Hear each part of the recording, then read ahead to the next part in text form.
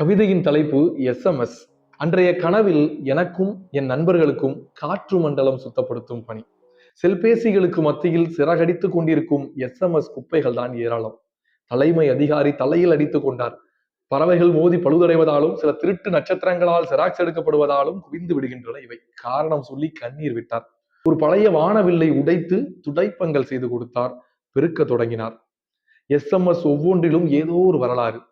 ஆசையில் அடித்த குட்டி கவிதைகள், அழகாய் சிரிக்கும் நாய் பூனை படங்கள், ஐ லவ் யூ ஆனால் மர்ம வாக்குமூலங்கள், ஆங்காங்கே காட்சியளித்த சாரிடா செல்லம், அடிக்கடி காணப்பட்ட தலைவர் மரணம், பூமியின் பொருளாதாரம் உணர்த்தும் கால்மி. மொத்த குப்பைகளையும் மூட்டை கட்டி ஒரு பறக்கும் தட்டில் ஏற்றி அனுப்பினோம். அவை கன்னித்தீவில் எரிக்கப்படுவதாக தகவல். கடமை முடிந்த களைப்பு. நிலா கீற்றுகளில் மேக பலகைகள் பொருத்தி ஊஞ்சலாடி கிடந்தோம். ஏதோ ஒரு சத்தத்தில் ஊஞ்சல் உடைந்து படுக்கையில் வந்து விழுந்திருக்கிறேன். அலறிய செல்போனில் அலுவலக நண்பன் அனுப்பியிருந்தான் ஒரு கட்டுரையின் முடிவில், குட் மார்னிங். ஒரு நிமிடம் ஒரு கவிதை. மழைக்கு ஒதுங்கும் மண்பொம்மை, கபிலன் வைரமுத்து.